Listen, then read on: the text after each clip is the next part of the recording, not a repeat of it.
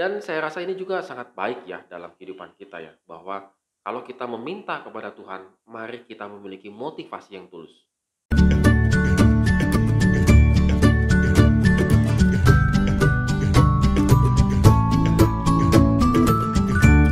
Morning Good Readers, hari ini kita kembali merenungkan firman Tuhan dan kembali lagi kita harus tetap optimis, inovasi dan kreatif menghadapi masalah-masalah kehidupan kita pada hari ini dan tentunya bersama dengan Tuhan. Dan kita lanjutkan pembacaan kita di 2 Raja-Raja pasal 19 ayat 1 sampai dengan yang ke-37. Nah, kalau kemarin itu bagaimana Raja Asyur mengolok-olok Tuhan, begitu, menghina Tuhan, supaya Hizkia itu menyerah. Jadi diserang mentalnya Raja Hizkia dan juga rakyat Yehuda. Tetapi mereka silence, tetap diam, seribu bahasa, tidak membalasnya. Dan kita bisa melihat di sini bagaimana respon daripada Raja Hizkia.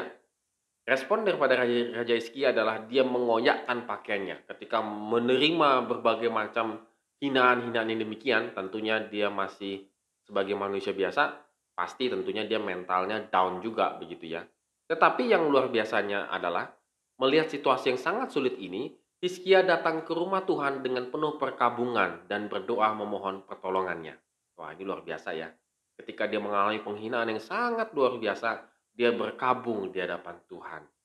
Mungkin kita kalau menghadapi penghinaan di media sosial, kita cepat-cepat membalasnya dengan berbagai macam sindiran dan kiasan-kiasan yang sebenarnya menyudutkan dia. Tetapi Hizkia tidak. Dia berkabung di hadapan Tuhan. Dan eh, Hizkia juga mau mendengarkan saran daripada Nabi Yesaya, yaitu bergumul bersama dengan Tuhan. Artinya dia membawa segala pergumulannya, permasalahan kehidupannya di hadapan Tuhan. Good saya rasa pada saat-saat ini banyak sekali orang justru mengalami pergumulan-pergumulan kehidupan itu malah lebih menjauh dari ke Tuhan, tidak dekat dengan Tuhan, tetapi jauh dari Tuhan. Saya malah kadang-kadang bingung ada banyak orang yang mempunyai masalah-masalah yang tidak gampang, tetapi menjauhkan diri dari ibadah-ibadah, malah menjauhkan diri dari persekutuan, menjauhkan diri dari membaca Alkitab dan lain sebagainya. Dan tentunya kalau dia menghadapi pergumulan yang berat dalam kehidupannya, maka dia semakin terpuruk gitu ya, semakin dia tidak bisa menolong dirinya sendiri.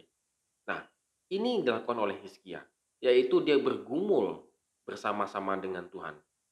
Dan ketika dia bergumul dan berdoa meminta pertolongan di ayat 14 sampai dengan yang ke-19, semua masalah itu dia dia utarakan kepada Tuhan tanpa ada motivasi untuk mencari keuntungan bagi dirinya sendiri.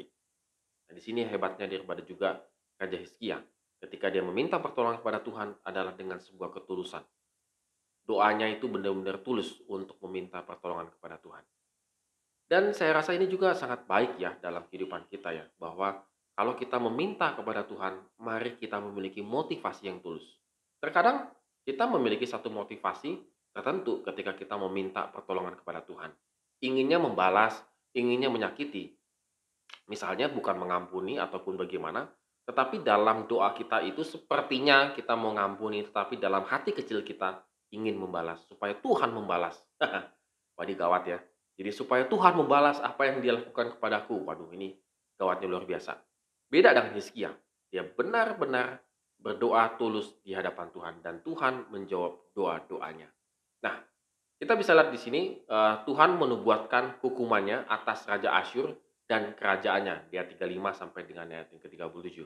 Jadi artinya Tuhan pasti akan menolong Raja Hizkia. Good Readers, pada hari ini kembali lagi kita diingatkan begitu ya, ketika kita memiliki banyak sekali pergumulan dalam kehidupan kita, mari kita bergumul di hadapan Tuhan. Kalaupun kita mengalami kesedihan sangat luar biasa, mari kita berkabung di hadapan Tuhan. Kalau kita berkabung, kita bergumul, kita berdoa dengan ketulusan di hadapan Tuhan, Tuhan pasti jawab. Belum tentu kalau kita berkabung, kalau kita bergumul, kalaupun kita meminta kepada manusia, manusia pasti akan menjawab, belum tentu. Belum tentu. Tetapi kalau di hadapan Tuhan, itu pasti. Oleh karena itu, Good Readers, pada hari ini kalau kita memiliki banyak sekali pergumulan, masalah-masalah dalam kehidupan kita, mari kita jadikan kesempatan untuk semakin dekat dengan Tuhan. Untuk semakin aware, untuk semakin sensitif dengan suara Tuhan, dengan pimpinan Tuhan. Sehingga Tuhan akan menjawab doa-doa kita tepat pada waktunya. Amin. Terima kasih telah menonton video ini. Have a nice day and God bless us.